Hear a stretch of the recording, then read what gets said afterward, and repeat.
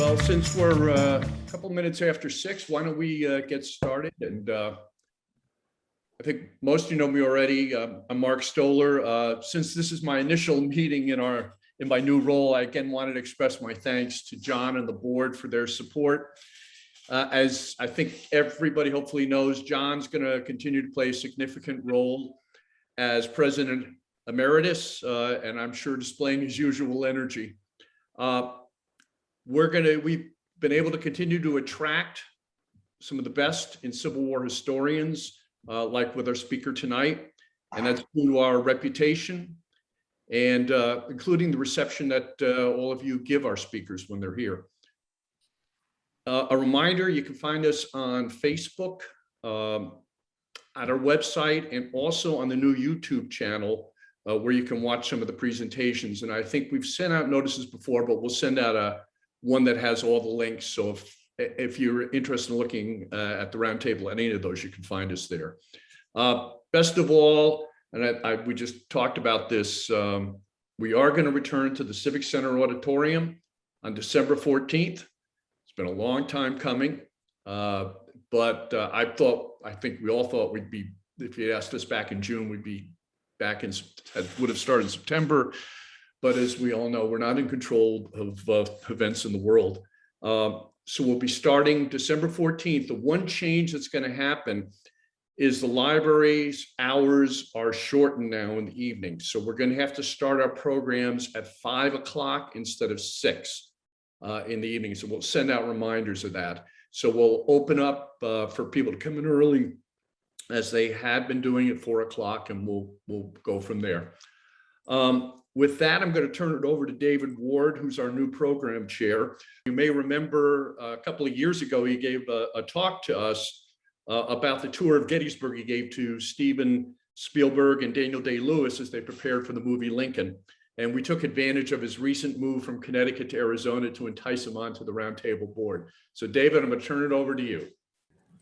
Mark, thank you very much. And unfortunately, I'm not in Scottsdale tonight. I'm in Gettysburg, and it was quite a place to be today under some pleasant temperatures and blue skies, crossing from the Virginia Memorial to the high water mark to see where Amos Alonzo Cushing made his stand. It was a beautiful day.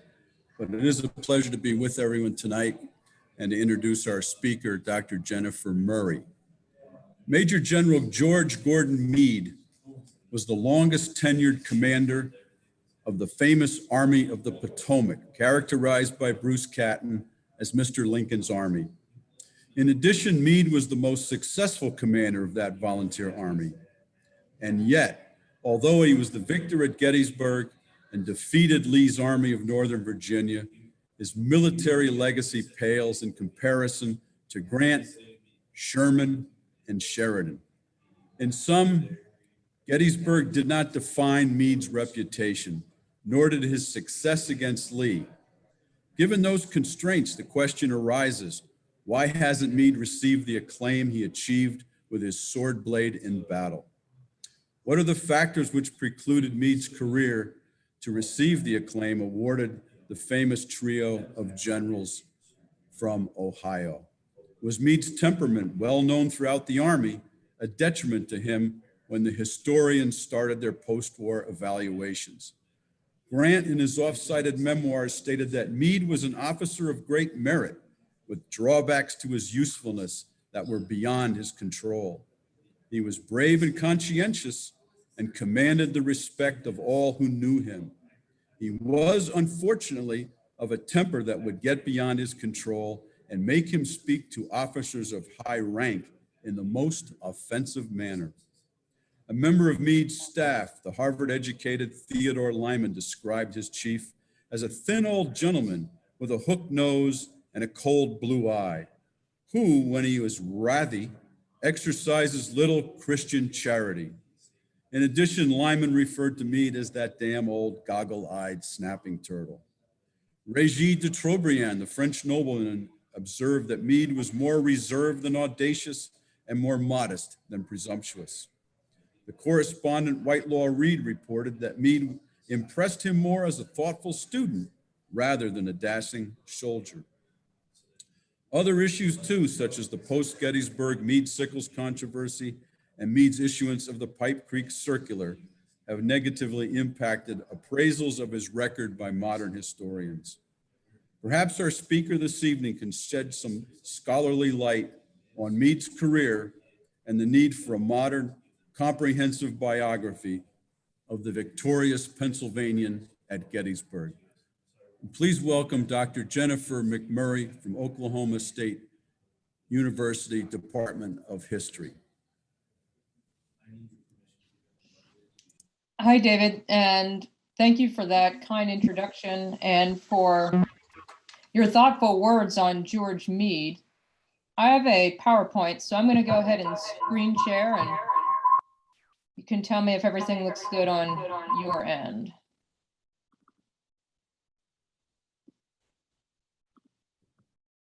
Does that look good, y'all?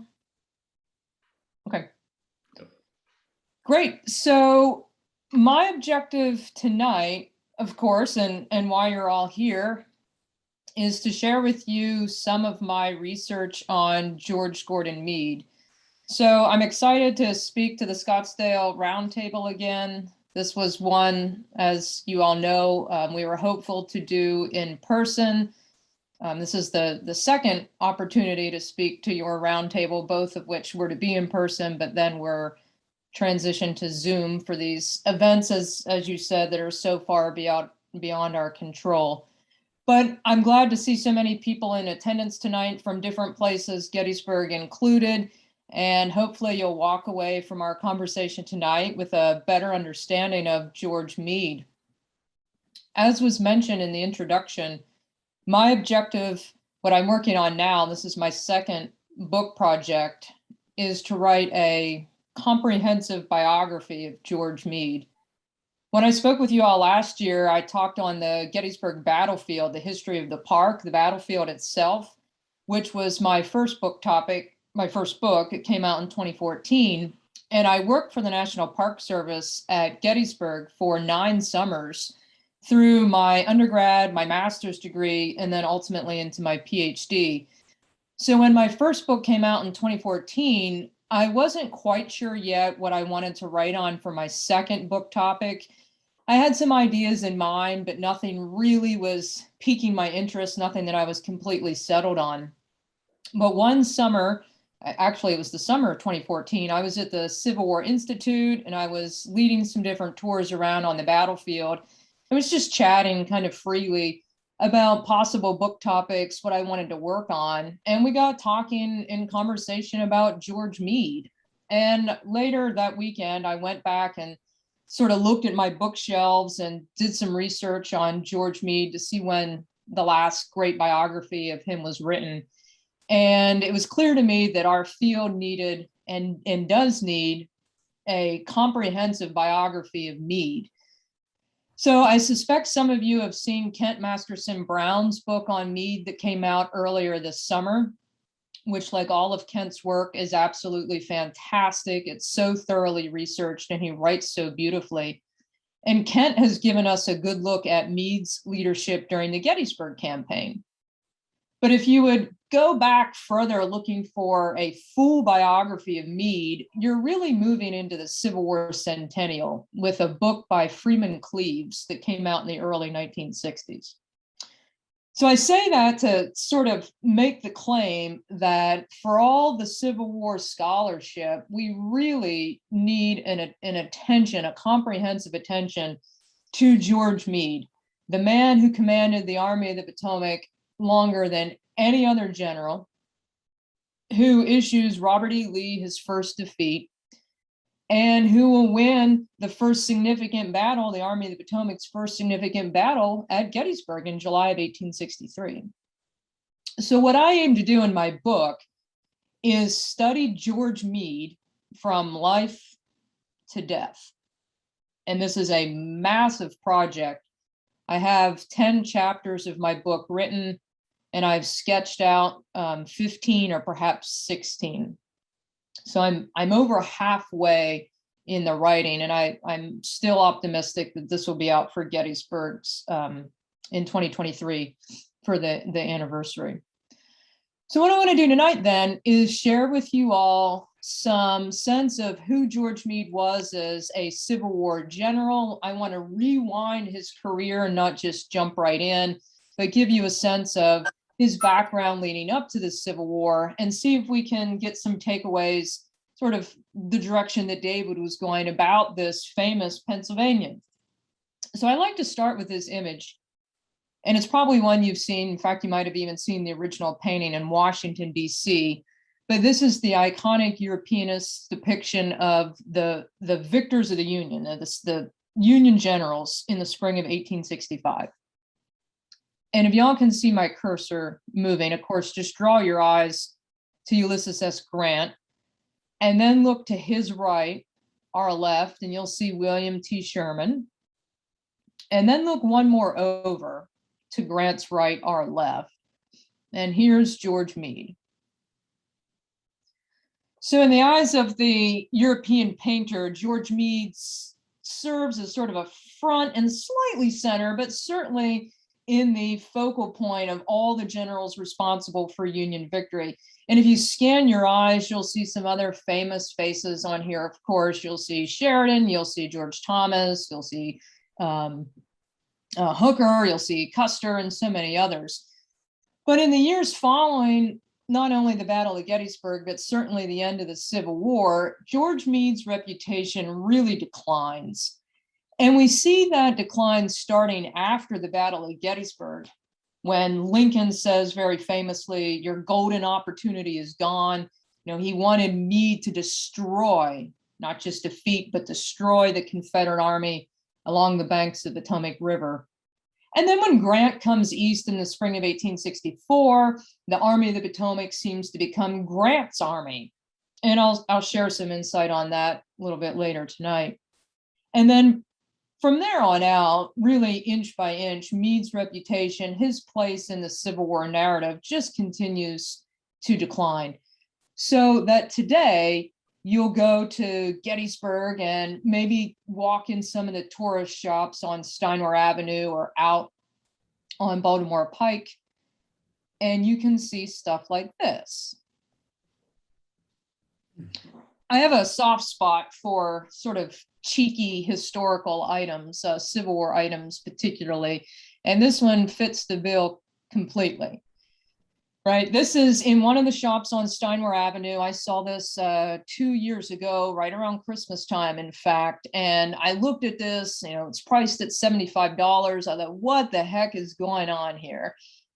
You got one of the famous paintings or depictions of the close hand-to-hand combat between Union and Confederate soldiers in the center. You got your mini balls at the bottom.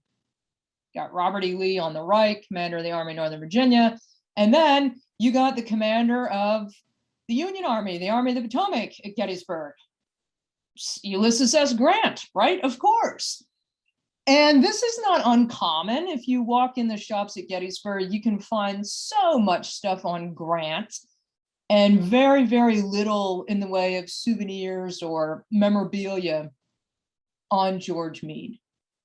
And I can't tell you how many times working at Gettysburg, like I said, for 9 summers, people will come up and they'll chat about Lincoln, you know, the Gettysburg Address. They'll chat about Robert E. Lee, something like Pickett's Charge, for example.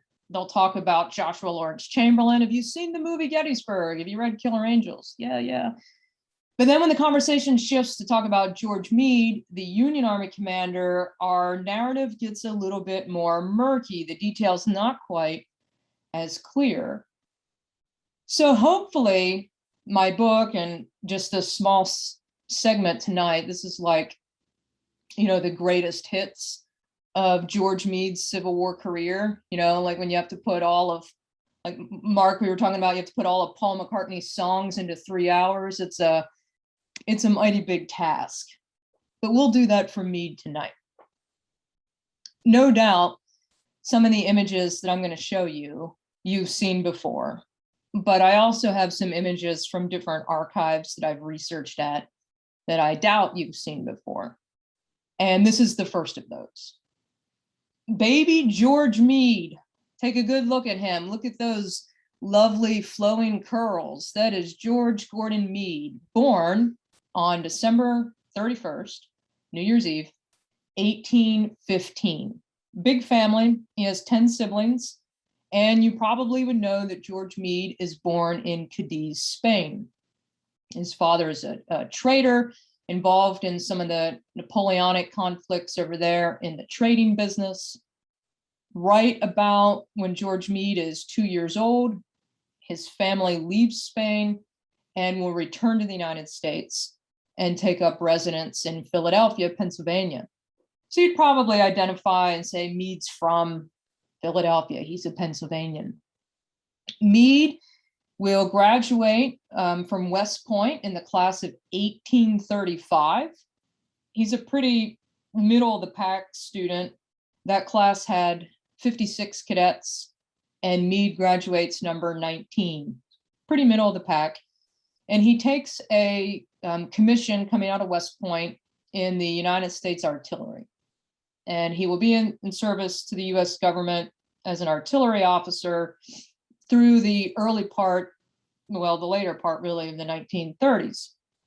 And he has no interest in making a career out of the military, as many of these guys do. They'll temporarily leave the United States Army, but then they will come back.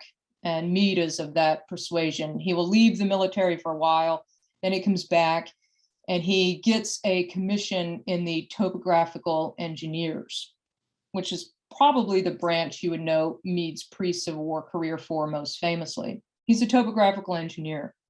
So he'll see service in Mexico. The Mexican War begins in 1846, lasts until 1848. Meade will be there for about 1.5 years in Mexico.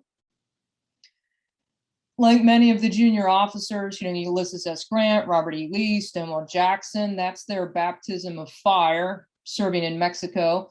Meade's time in Mexico is not particularly distinctive, but he does start to exhibit some of this distaste for politics and political meddling that you see so much in his Civil War career.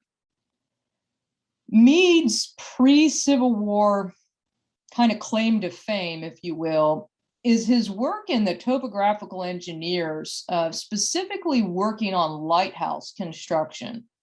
So think of the antebellum army as the instrument to modernize the United States. And Meade's going to see success in this front. He will be responsible for overseeing construction of a whole assortment of lighthouses in Delaware. This is the Barnegat Lighthouse we're looking at in New Jersey. If you find yourself in New Jersey, there you can see the monument on the right side, honoring George Meade's work there at Barnegat Lighthouse. He's in Florida for a period of time. He will get promoted for his work here from lieutenant up to captain.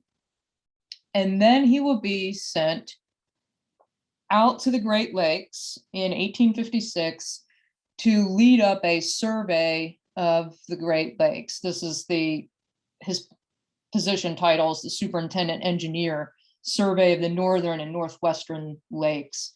And here he'll be working on Lake Huron, doing really sophisticated mapping of the tides and the shorelines. And Meade will write later in his life that this is some of the most rewarding work that he had in 40 years service to the United States, 40 years in the military. So if you're thinking sort of chronologically, this is 1856, Meade and his family are living in Detroit, Michigan, when the sectional crisis of the Civil War is starting to escalate. Questions about slavery, slavery's expansion. 1856 is an election year. The looming John Brown's raid, the Dred Scott case, and then finally Fort Sumter in April of 1861. Meade is watching all of these events from Michigan. And he's getting increasingly nervous that he's going to miss the Civil War. He's getting nervous that he's going to be languishing out here on the Great Lakes while all of his peers and all of his contemporaries are getting appointments to serve in the Union Army. I don't want to go too far into my conversation about Meade before I show you two slides. This is the first. I wanted to mention George Meade's wife, and it's this woman. This is Margaretta Sargent. He would often just refer to her as Margaret, and they will be married on December 31st, 1840. Yes, if you're keeping track of dates, good historians, that's Meade's birthday. He marries her on his birthday of 1840. She is vitally important to Meade's Civil War career. Margaretta Sargent is from a pretty affluent Philadelphia family from the political persuasion of the Whigs. Remember, y'all, these are 19th century, the precursors to the Republican Party, the Whigs. And it's her father, actually, her father will be a vice presidential candidate in the 1830s with Henry Clay. So she comes from a family with a lot of clout and political connections.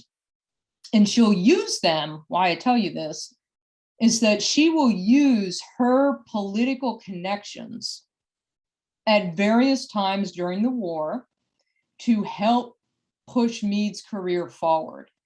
And primarily this will come in the form of her exercising some leverage on her political friends or her father's political friends to get Meade moving up the ranks. It's commissioned and then bumped up to the next pay grade, so to say. So they marry on December 31st, 1840. And if you want to understand George Meade, the man, how he operates, what makes him tick, his inner workings, you want to turn to his letters. And during the Civil War, well, during the Mexican War too, but during the Civil War, Meade will write with quite a lot of frequency back home to his wife in Philadelphia. And I show this to my students in different classes here at Oklahoma State, what 19th century handwriting is like, or what kind of research I'm doing, what I'm inviting or investigating in the archives. And they'll look at it and they'll be curious and they'll think, what is going on here, Dr. Murray? And then they'll get it. They'll say, well, they're writing on the paper, parallel and perpendicular because there's shortages of paper in a time of war. So, right, can you imagine transcribing that? It's quite the task. Meade's papers are in Philadelphia at the State Historical Society, HSP, and there are boxes and boxes and boxes of Meade's papers. You might have come across or maybe even own a copy that was called Life and Letters, which published in 1913, but the original unredacted true papers, his letters, are all at HSP. So this is where I'm drawing a lot of my Meade writing, my sources from. So Meade marries Margaret. They're in Detroit when the Civil War begins. And I mentioned Meade's getting a little anxious, worried that he's not going to get involved in the war. All his contemporaries are receiving their appointments to serve in the Union Army. So Meade will leave Detroit and he will travel to Washington. And he basically walks in and he presents himself. He says, I'm at your service. Please use me appropriately. And the Lincoln administration says, okay, we'll see. They don't give him any opportunity on the spot or an offer on the spot. So he travels back out to Detroit. Time passes. Fort Sumter happens in April of 1861. Meade's increasingly nervous. Margaret is exercising some of her influence, writing to try to get her husband a commission. And finally, that comes on August 31st, 1861. So if you're thinking of timing, George Meade is not at the first battle of Bull Run in July of 1861. He's out in Detroit. But Meade gets his commission, August 31st. He sends his family, his wife and his kids, puts them on a train. They'll go back to Philadelphia, and Meade will report to his new troops at Tenleytown, which is right outside of Washington, D.C. Meade's Civil War career begins in the Pennsylvania Reserves. And I suspect you're familiar with this unit by name. Don't let the name fool you. Pennsylvania Reserves sounds like maybe some sort of militia or home guard unit, but these are regiments that are raised in excess of the call for state troops. So the Commonwealth of Pennsylvania got their quota, their allocation of 15 regiments, but more men respond to the call. So the governor of Pennsylvania, Andrew Curtin, says, well, I'll raise and outfit these units at state cost, and then they will be mustered in to federal service. So Meade's going to command a brigade, the 2nd Brigade, in a division commanded by George McCall. The Pennsylvania Reserves, you know how we like to talk about like the Iron Brigade or the Irish Brigade or Hood's Texans. The Pennsylvania Reserves is a fascinating division in the Army of the Potomac and one of the most battle-hardened, combat experienced units, in my estimation, in any army. And they produce men like George Meade. When Meade gets to Tenleytown and he takes command of his brigade, one of his fellow brigade commanders is John Fulton Reynolds. And one of his other fellow brigade commanders is Edward O.C. Ord, who of course will then go on to do great things with Grant out west later on in the war. So this is a unit that's really crack shot. They're going to prove themselves in combat time and time again, and they produce some of the best generals, Meade, Reynolds, and Ord, that the Eastern Theater will see. So insert George Meade to take command of his brigade and to meet his soldiers for the first time. One of the impressions that Meade has of his soldiers is that they're not very disciplined. This is the fall now of 1861. They're doing all sorts of training around Tenleytown, and Meade writes back to Margaret repeatedly, griping, soldiers they are, in not any sense of the word. He writes that in October. The month later, he says, I fear no amount of personal energy or effort to do what is right will ever make these volunteers into soldiers. Now, not uncommon, right? He's a professional soldier and he sees these volunteers as ragamuffins, is a word he uses. They're ragamuffins. Reynolds gripes about his volunteers too. So does Sherman, not uncommon. And real quickly, Meade's opinion of them will change. The Pennsylvania Reserves, George Meade's brigade specifically, will see their baptism of fire in the Peninsula Campaign. That, of course, is George McClellan, who in the spring of 1862 pitches the idea to Lincoln that the best way to get to Richmond is to take over 100,000 men in the Army of the Potomac, land them at Fort Monroe, the tip of the Virginia Peninsula, and then advance them the 60-some miles inland to get to Richmond. Meade will command his men here for the first time in battle. And the very first battle that Meade will see with the Pennsylvania Reserves is part of the 7 Days Campaign. And that is the string of fighting outside of Richmond on the east side. His first battle will be at Gaines Mill, which is June 27, 1862. And then with relatively little rest, his men will fight again at Glendale on June 30, 1862. And this battle is important for Meade, and it gives us an opportunity to understand Meade as a brigade commander. And this is one thing I'm really aiming to make clear in my book, is if you read it when it comes out, I want readers to understand how Meade evolves as a commander, as a brigade commander, as a division commander, as a corps commander, and then as army commander. And one thing that's incredibly clear studying Meade is that he's aggressive and he leads and commands from the front. And that's what he's doing here at Glendale.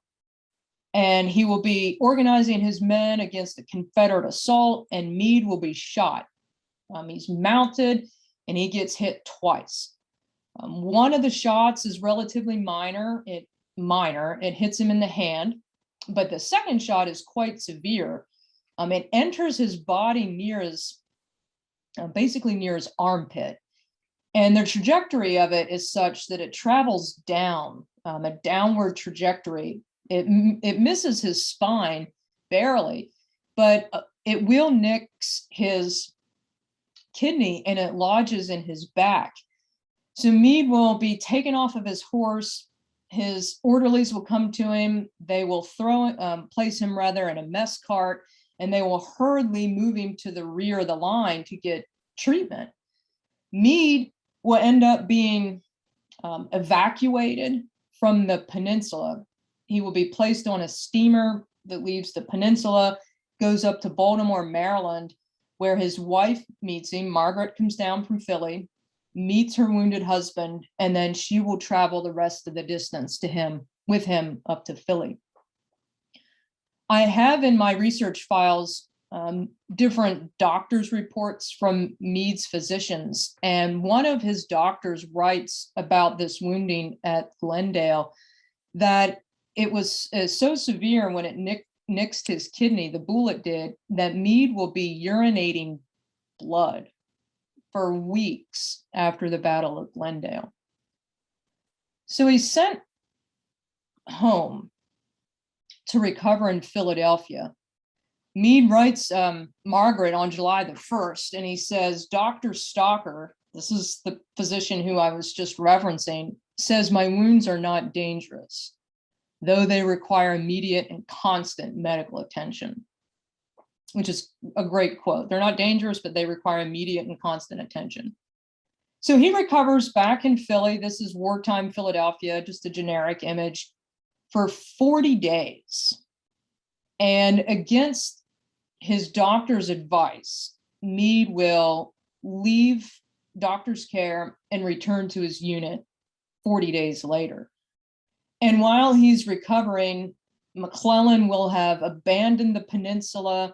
The Army of the Potomac's campaign to capture Richmond is an abject failure, and all those cries of on to Richmond are lost, right? Nothing amounts from that campaign. So Meade comes back, and he's back just in time for the escalation of late summer, early fall of 1862. And when he's back, Meade is going to start to think about his career trajectory, the way it's elevating. And one thing that's very clear about George Meade is that this is a man who is intensely ambitious, and he wants his duties, his deeds on the battlefield to be recognized. Here he's saying in September that I did what I needed to do on the peninsula. I led my men well. I'm ready and deserving of commanding a division. I'm ready to command a division. And he'll have that opportunity. So when he's back, Robert E. Lee is going to move the Army of Northern Virginia to fight at Manassas, the Second Battle of Manassas in late August of 1862. And then Lee turns and pivots and moves north to invade Maryland in September of 1862. This is where Meade will have the opportunity to command a division at the Battle of Antietam, or the Maryland campaign. And his first fight will be here at South Mountain, and I'll show you that in a second. And then we'll look to see what he does at Antietam, September 17. So you have the Confederate Army in Maryland, and the governor of Pennsylvania, Andrew Curtin, on my right, is getting nervous that that Confederate Army might be poised to move into Pennsylvania. That Confederate Army might be poised to strike Harrisburg, the state capital, or worse, to reach and hit Philadelphia. So Curtin says, I need a regular Army officer to come up and take control of the Pennsylvania militia, just in case Lee invades Pennsylvania.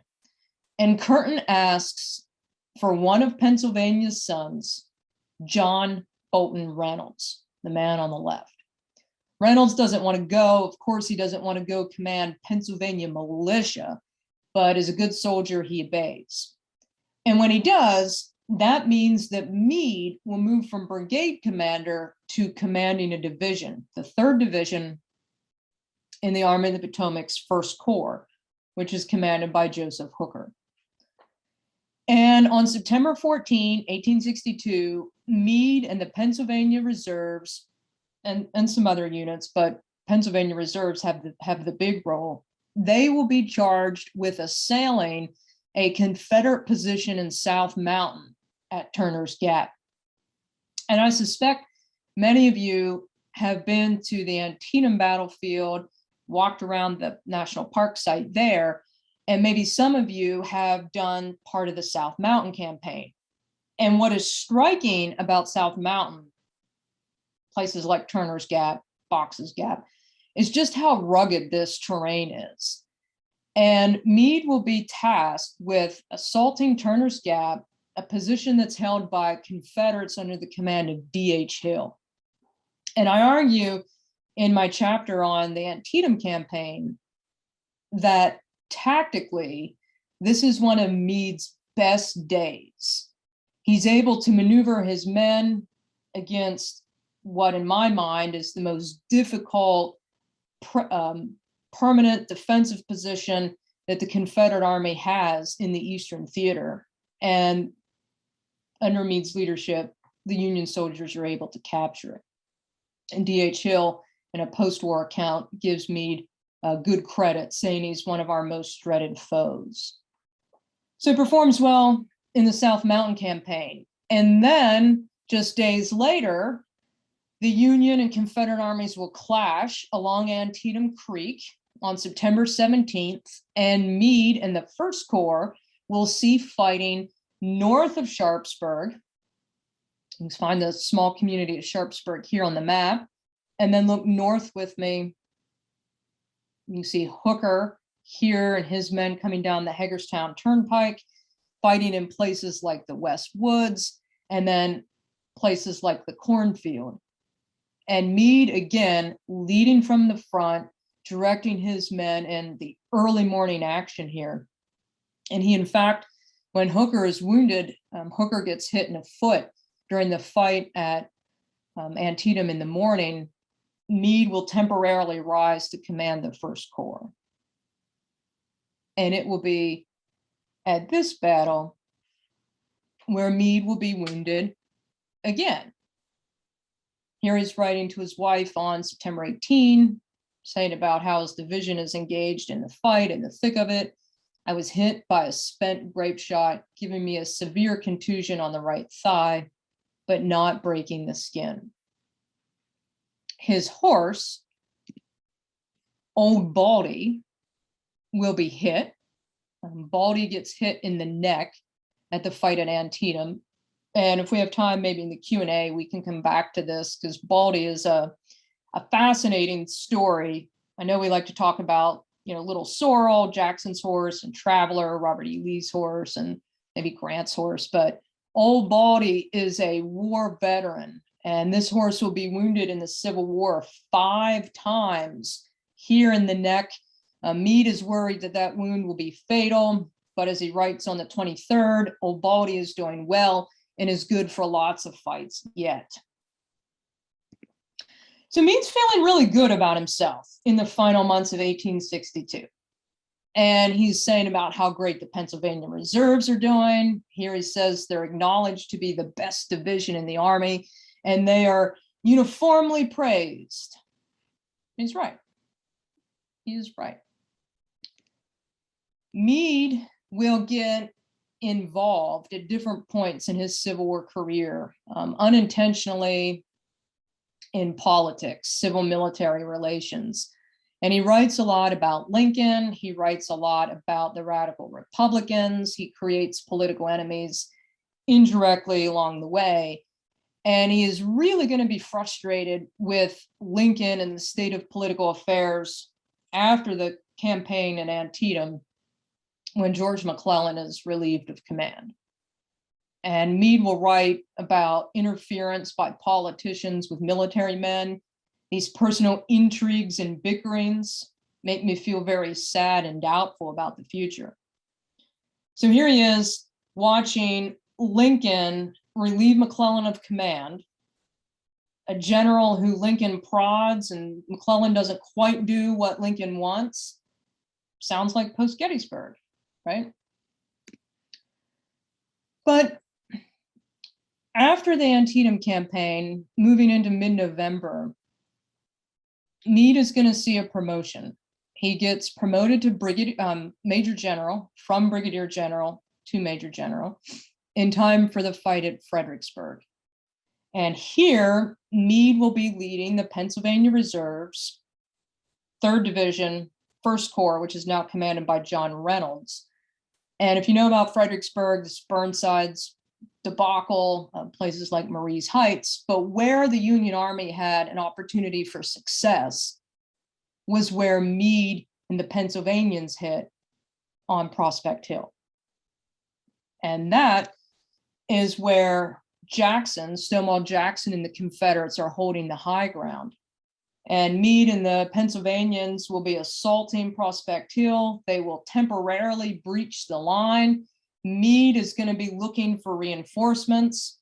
If you read Frank O'Reilly's book on Fredericksburg, he really is critical of John Reynolds on this day for not sending in reinforcements when he needs to. Meade's trying to take that line and exploit it against Jackson's men. Meade sees David Bell Birney nearby. He'll send couriers at least twice to Birney to send in reinforcements. Birney doesn't send in reinforcements. And then finally, Meade will ride himself over to Birney, and by one observer's account, just reams into David Birney, ordering him to move his men forward towards Jackson's line, where the Pennsylvania reserves are clinging here. And the observer who watches this encounter says that Meade had such a string of profanity, it, quote, almost made the stones creep. David mentioned in the introduction about Meade's temperament, about him being irascible, this notion of Meade as the snapping turtle. And there's plenty of anecdotes like this that I found in my research where Meade gets really, the expression I use in my book is fits of excitement. He has these moments of excitement on a battlefield. He's really excitable. And here he sees the Confederate line broke and he wants reinforcements, and it's too little too late. And the Confederate line holds. Meade's assault is a failure, and so too is the entire campaign at Fredericksburg. This will not be the first time that Meade and David Bell Birney will clash, of course. So I'm mindful of my time, and I want to move through to Meade as commander of the Army of the Potomac and sort of get you to where I'm at in my own research right now. I don't want to spend as much time on the Chancellorsville campaign for the primary reason that by now, this is the spring of 1863, Meade is commanding a corps. He's commanding the U.S. Army's 5th Corps, but they don't see a lot of action at Chancellorsville. The 5th Corps does not. What's important about Chancellorsville for Meade is that Hooker will hold a council of war, and he will take the advice of his subordinates of whether or not the army should stay and fight, or if they should retreat back across the rivers. And Meade at this council of war argues forcefully that the Union Army should stay and fight the Confederates. Now, of course, Hooker will withdraw the army, and Chancellorsville, with a manpower advantage of 3-1, ends up being a Union defeat. Meade's relationship with Hooker deteriorates. He writes to Margaret and he says, I am at, quote, open war with Hooker. And it's clear to any observer in the Union Army, particularly the senior officers, that like McClellan, like Burnside, Hooker is about to meet the same fate. And just days after the defeat at Chancellorsville, there's speculation on who's going to replace Hooker. And Meade's name comes up. Henry Slocum on the left, and Sedgwick on the right, John Sedgwick on the right, both saying that they will be willing to serve under Meade. Now, Meade says, I have no influence political. I'm unambitious of the distinction, and it's unlikely that I will be called on to accept or decline. He writes that on May the 10th. His aides, his subordinates are urging him to think about this. This is James Biddle, the Philadelphian, on his staff. He says, in my opinion, there's not a finer officer in the service than General Meade. I suspect you're familiar with this story that Lincoln will call John Reynolds to Washington, presumably to offer him command of the Army of the Potomac. If that is true, and there's no written record of that meeting that exists, Reynolds declines. And on June 28th, 1863, James Hardie, the man in the image, will be put on a train leaving Washington, D.C. with special instructions to give to the 5th Corps commander, George Meade. Hardie arrives to Frederick. He will rent a buggy. Takes him a while to find Meade's headquarters. He does. He walks into Meade's tent. It's sometime after 3 o'clock in the morning. Meade, of course, is asleep.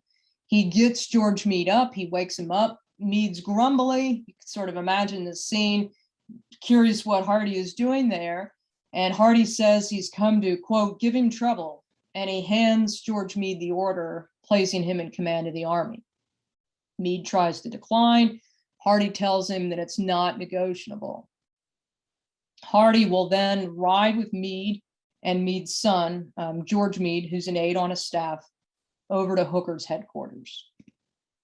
And that meeting occurs right about here. If you're in Gettysburg ever, and you want to do some stuff about the campaign or the pursuit, one of the places you can go visit is where Meade and Hooker meet that morning of June 28th. It's just south of Frederick, well, south of Gettysburg on the north side of Frederick. This is a kind of affluent townhouse development now called Prospect Hall, but the rock monument on the front is where this meeting occurs, a couple hundred yards from the site. And the monument is interesting because it was put up in the 1930s by the state of Pennsylvania, and the rock comes from Devil's Den. So if you can imagine that morning, that conversation in Hooker's tent, Hooker packs his bags and will leave, of course, the army and await further orders. Meade has never, in my opinion, in the history of the Civil War or arguably American military history, has a change of command happened at such a precarious moment. The Confederate Army across the Potomac River, moving up into Pennsylvania, the Union Army behind them with an order to stay between Washington, D.C. and the Confederate Army.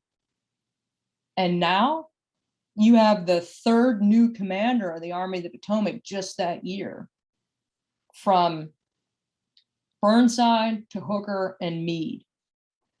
One of the objectives in my book is, of course, to dive into Meade's letters inside and out, but also to survey the men who he led. I'm reading thousands of soldier accounts. I want to know what they thought about George Meade. I want to know what his contemporaries said about him. And the change in command is mixed. Some people had never heard of Meade. Some people are glad to see Hooker go. I like this quote from a soldier in the 93rd New York who said, once more, the Army has changed commanders. God only knows what this change will lead to. And it leads to the Battle of Gettysburg.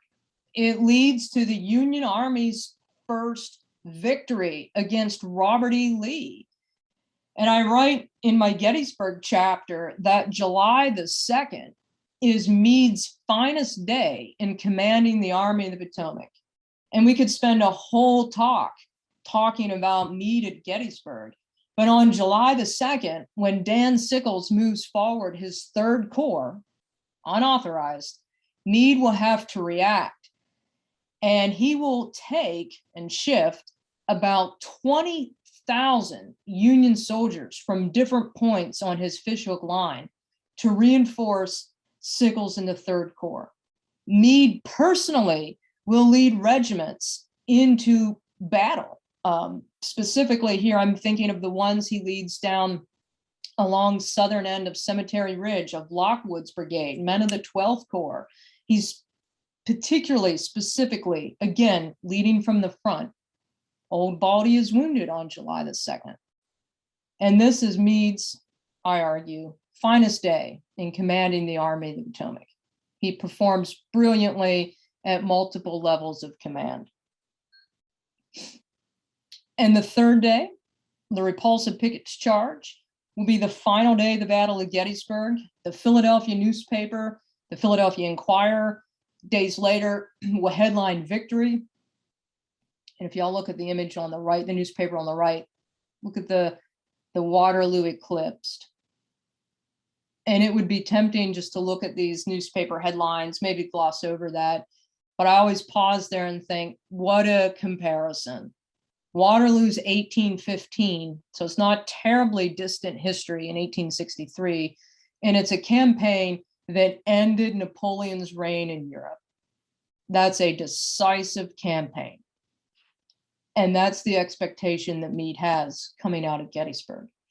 That not only do you need to defeat Robert E. Lee, defeat him, that he's also expected to destroy Robert E. Lee. And I write about this. I have a chapter that's already been published on this about the pursuit, which is intensely fascinating to me. All the components of the pursuit, all the logistics, just how miserable the weather conditions are after July 4th through the 14th, how poorly supplied and fed and exhausted the men of the Union Army are. Kent Brown estimates in his book that during the pursuit, not even the campaign and the battle, but the pursuit, that the Union Army would see 15,000 dead horses and mules. The men, the animals, exhausted. Oliver Otis Howard writes that half of his 11th Corps do not have shoes. They do not have shoes. So for all the expectations amping up, all the elation from the Battle of Gettysburg and that victory, when the Union Army finally gets down to the Potomac River, Robert E. Lee and the remnants in the Army of Northern Virginia have their backs to the river. It's rained, so the water is so high they can't quite cross yet. Meade on July the 12th will hold a council of war. He will solicit the advice of his subordinates, 3 corps commanders who are new to corps level command, and they will decide not to attack that day. They'll decide to do a reconnaissance in force the following day, and that delay will give Robert E. Lee enough time. The levels of the Potomac River have receded that he can get the Army of Northern Virginia across and back into Virginia. So on July the 14th, this is the famous unsent letter that Lincoln writes where he admonishes Meade and he says, "Your golden opportunity is gone." Meade will take this criticism very prickly, very sensitive, and I argue rightfully so, coming out from Halleck and Lincoln, and Meade will offer to resign. Of course, the offer is not accepted. And then beginning on July 17th, he will start to move his army across the Potomac River with the Union Army sitting in Northern Virginia in some on July 19, 1863. So the Battle of Gettysburg is Meade's finest moment, winning this victory, but it's also his sort of exasperated side. The Northern public, Lincoln especially, wanted more. And for so long, by so many critics, Meade will be defined by what he did not do at the Potomac River. And I suspect we'll have a chance to chat about that in the questions and answers. So I have a few other points I want to share. I know I've been prattling on here for some time now. Where I'm at in my book right now, I have this chapter drafted, the post-Gettysburg chapter. It's the fall campaigns. This is Meade and his staff in Culpeper, Virginia in 1863. There's some operations in the fall of 63, places like Bristow Station in November. And this is an incredibly difficult time for Meade. Emotionally, he offers to resign. Of a whole Word document, how many times Meade offers to resign. Between July 14th, 1863 and October 1863, so July to October, Meade will offer to resign 4 times. 4 times. The 11th and 12th Corps will be detached and sent out west during this period. There's movements around the Rapidan and Rappahannock River, but nothing culminating. The Battle of Mine Run in November. And Lincoln and Halleck are really disappointed in Meade, but Lincoln gives that great quote. He says this to Gideon Welles. He says, "If not Meade, then who? If not Meade, then who?" And moving into the winter of 1864, things don't get better for Meade.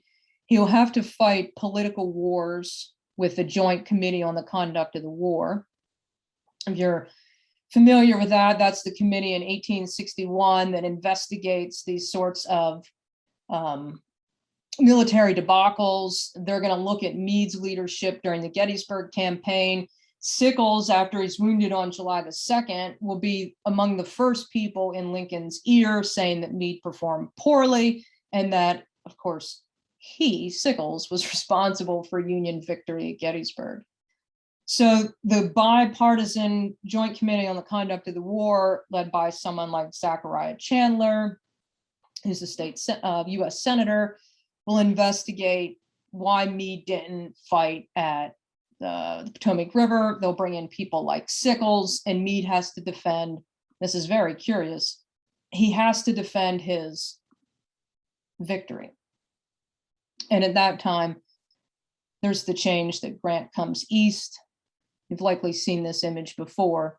This is George Meade. This is right at the outset of the Overland campaign. George Meade is sitting on the bench here on the far left, and looking over his shoulder is Ulysses S. Grant. So from here on out, the Army of the Potomac really becomes Grant's army in the eyes of the press. Edward Cropsey is a correspondent who Meade has a pretty significant falling out with in June of 1864. Meade will literally drum Edward Cropsey out of the army. And Cropsey, who wrote a not so favorable review on Meade, will get together with other Northern newspaper correspondents and say, anytime that the Union Army does something good, let's focus on Grant, headline Grant. When it blunders and stumbles, let's focus and headline Meade. And it's fascinating. You can trace Meade in the media, the reputation during the Overland campaign, and it's exactly that. So Meade falls further and further behind. And then we get to Appomattox. And it's the iconic moment where Lee surrenders, and it's Grant and Grant's men. Meade is a couple miles away from the McLean house, not in this painting or any version of it. And in the eyes of so many Americans, this is the Army of the Potomac. Now it's Grant's army. So I want to make, I think I have 2 slides yet, 2 kind of last points about this. Meade will stay in service to the Army of the Potomac through May of 1865. He'll lead the Army in the Grand Review. This is in DC. You've probably heard this story where the men in the Army of the Potomac will march up into the parade route to cheers when they see Meade of Gettysburg, Gettysburg, Gettysburg. And look at this photo with me. I just want to point out, if you can see sort of the column here, or the pillar to the right of it, here's Ulysses S. Grant, now the Lieutenant General, General-in-Chief. This is after Lincoln's assassination. So this is President Andrew Johnson here. And then look a little bit more to the right where my cursor is. And there we get to George Meade. Now Meade will stay in the Federal Army through Reconstruction. He will see some service in Atlanta for Reconstruction, and then he'll be brought back up to Philadelphia. And Meade will be in Philadelphia November 6th, 1872, George Meade will die. It happens quite suddenly. He dies of pneumonia, but likely with complications from that wound at Glendale. He will die 1872. This is quite the big affair. His funeral procession will bring Ulysses S. Grant. He will be there. Irwin McDowell, the commander at Bull Run, will be there. And George Meade, his body will be processed through the streets of Philadelphia, and he will be buried in Laurel Hill Cemetery. And this is one of those sort of special photos I wanted to share with you. This is courtesy of the Laurel Hill Cemetery archives, essentially. This is a photograph of Meade's burial. And if you find yourself in Philadelphia, you can go to his grave, which is very humble, much like George Meade. He did his work bravely and is at rest. So I think, and this will be sort of my last thought, of Meade dying in 1872, he doesn't get involved in these post-war frays. He's not writing his memoirs. He's not involved with these organizations, GAR sorts, for instance, because he dies so early. He's 56 years old. And I think that in so many ways, combined with some of the other factors that we hit on, explains why we know maybe so little about George Meade, or certainly not as much as we should. And if my book recorrects that narrative, then I feel that I will have done George Meade and the men who served under him justice. So I apologize. I know I ran a few minutes over, and I'm sure you all have questions. So let me stop screen sharing and see what you all want to talk about, what questions you have. Sorry for running over, y'all. I hope we have time for questions, though. Yeah, one of the great features of the roundtable is it gives the members an opportunity to interact with the speaker. So let me get to the questions. And the first one is, how much influence did Meade have with General Grant after Grant decided to pitch his headquarters tent with the Army of the Potomac? Yeah, thanks for that question, Richard. That's exactly where I'm at in my book. So I'm about to start my Overland Campaign chapters, research and writing for that. And that's one of the big questions that I'm going to have to tackle. I really want to understand the Meade-Grant relationship. My initial impression is that Grant gives Meade a fair amount of operational latitude. Grant gives a fair amount of operational latitude to Meade, but that's exactly where I'm at. And that's the big relationship that's going to define this second half of my book. Thinking about the first meeting that those two have, you've probably heard this or you're familiar with it, but Meade fully expects that Grant is going to replace him, that he'll bring someone from the West in, maybe Sherman, for instance, but he doesn't. When they meet, Grant decides to retain Meade, which of course I think is the right decision, but it also speaks to how Grant sort of viewed or respected Meade, at least in that winter of 1864. But your question is spot on, and that's a big topic for me that I'm going to be hypersensitive to on this last leg in my book. Thank you for asking that. Well, both George Meade and George McClellan are from prominent Philadelphia families. They also spent time together in the Army, and they perhaps knew each other fairly well. Is it true that Meade felt his commission as Brigadier General was due almost entirely to McClellan's influence? That's a good question, Thomas, and you're hitting on another important relationship. I know that the Meade-Grant relationship gets a lot of the attention, but I really want to highlight in the first half of the book, the Meade-McClellan relationship, for the reason that you allude to. Politically, these men are very similar. They're conservative Democrats. They don't fully support hard war policies or something even like emancipation. So there's a lot to excavate there.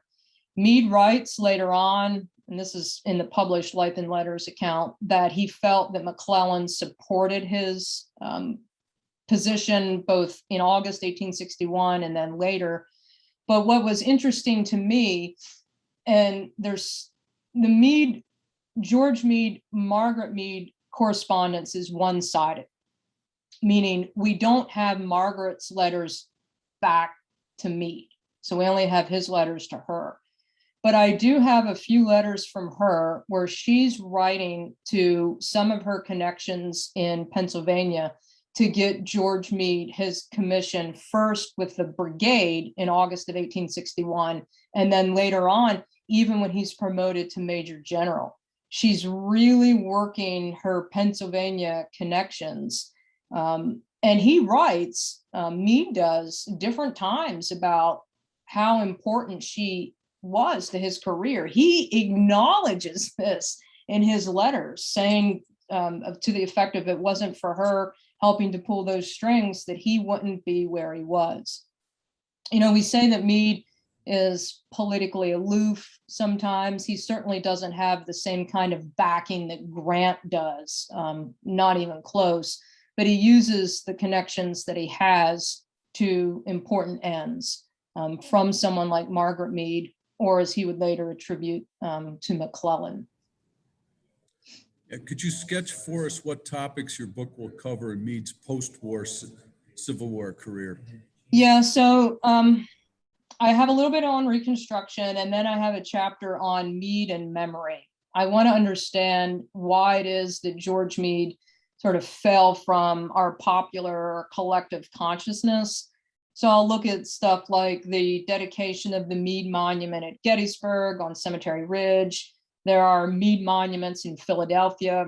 I have photos of them in my PowerPoint, but I didn't want to run too far over. And the Meade Monument in Washington, D.C., which goes up in the late 1920s.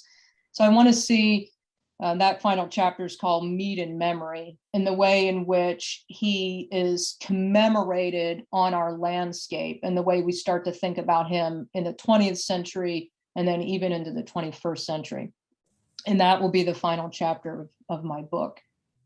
If you want a little teaser on that, I suspect some of you subscribe to Civil War Times. And it was 2018, I think, I had a piece on the George Meade Monument in DC that was the cover feature, which is a super fascinating monument. You can think about the Grant Monument. You're standing there, the Capitol building's behind you. You're looking out over the reflecting pool. Off to the right corner is the Meade Monument.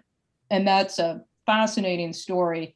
And I gave you sort of a snippet of that in the Civil War Times. I'm really interested in memory questions. Okay, some historians have rendered some criticism of Meade in regard to his left flank on July 2nd. Did this criticism come from the supporters of General Sickles? And what's your insight on this?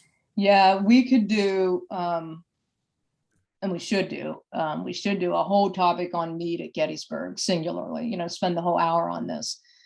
I argue in my chapter that that's a fair criticism. Meade has the fishhook line outlined. When and how Sickles gets the orders to extend the Union left down basically from Hancock's Second Corps left down to the Round Tops, when and how Sickles gets those orders is debated. But we do know for sure that Meade is informed somewhere around 8 or 9 o'clock in the morning for the first time that Sickles is either confused or misunderstands or is willingly ignoring or disobeying those orders. Meade sends his son, George Meade, who's a captain on his staff, somewhere around 8 o'clock in the morning, down to see that the Third Corps is in position. And Captain Meade will get down there. He'll meet with one of Sickles' aides and get the impression that Sickles has no clue where he's to be. So he rides back. He tells Meade that. Meade says, no, go tell him where he's to be. So he goes down again. This is Boy George. And he meets with Sickles at this time. And Sickles says, yeah, I'm moving my men in that direction. And that's twice. Then as the day progresses, Meade will be notified by Henry Hunt, who will go out and look at the position that Sickles has taken up after he's moved forward. He'll meet with him in the peach orchard. Hunt will return to headquarters and tell Meade that Sickles is forward. You better go look at that position. And then Meade finally himself will go out. This is right before the artillery bombardment, Longstreet's men kicks off, and he sees the position that Sickles is taking up. So I say that to say Meade certainly was aware that Sickles was either confused or deliberately disobeying orders several times as early as 8 or 9 o'clock in the morning before Longstreet's assault steps off, the July 2nd assault, and had time to remedy it. There's no doubt that Meade is focused on his right. Earlier that morning, he asked Slocum particularly, and also Gouverneur K. Warren, the engineer, to go out on the right flank and see if that was a position for an assault, if that ground was conducive to an assault. And they report back and they say no. Think about the right flank and its proximity to the Baltimore Pike, the supply line back down to Westminster. It makes perfect sense why he would be focused on the right, to the detriment of the left. But I argue in my book, and it's easy to poke fun and sort of criticize Sickles if you're a Meade scholar, but undoubtedly, in my opinion, Meade bears some responsibility for the July 2nd fiasco. He's the commander of the Army. He knows that there's confusion there, and he does nothing to remedy it until it's too late. But then when he does remedy it, as I mentioned, 20,000 men, can you imagine all those units, regiments, brigades shuffling around to reinforce Sickles? It's his greatest day on July the 2nd. Okay, and did General Meade's son play any significant role during the war aside from being on his father's staff? Not in the way of significant. He's serving with the Lancers. What's the Lancers unit? Colonel Rush, 6th Pennsylvania. Thank you, the 6th Pennsylvania. Thank you. Prior to being on his father's staff, and then he's brought in and he's serving on his father's staff during the duration of the war. George Meade, the son, is a bit of a, how should I sort of say this kindly? Meade complains a lot about him, if you will, which is why reading Life and Letters, it's published in 1913, is a very different experience because it's edited by his son and then the grandson. So they take so much of the controversy out of the letters that's in the original that I'm looking at in the archives. And Meade gripes a lot about his son. One time, George Meade is homesick. This is in the fall of 1863. And Meade writes to Margaret and he says, he better stay home until he's fully recovered. Don't send him back here. I don't have time to take care of him. If he comes back and he gives me problems, I'm going to make sure he's kicked off my staff. So he doesn't give him any, I guess, preferential treatment, if you will. Boy George, that is, the son. Okay, let me get Mark Stoller back to the podium for some final thoughts. Okay. Actually, I first had a question for Jennifer. You started at one point, you told us a little bit about Old Baldi, and so there was more to that story. Could you tell us a little bit more about his horse? Yes, I would love to. Thank you for coming back to that, Mark.